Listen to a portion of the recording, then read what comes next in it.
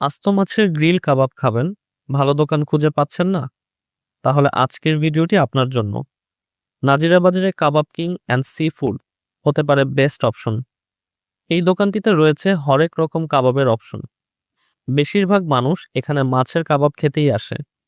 বিভিন্ন ধরনের মাছের অপশন এখানে আপনি পেয়ে যাবেন। আজকে আমরা নিয়েছিলাম বেশ বড় একটি তেলাপিয়া মাছ। মাছ ম্যারিনেট থেকে শুরু করে গ্রিল সবকিছুই আপনার চোখের সামনেই হবে। মাছের কাবাবের ফাইনাল লুক আপনার খিদে বহুগুণ বাড়িয়ে দিবে।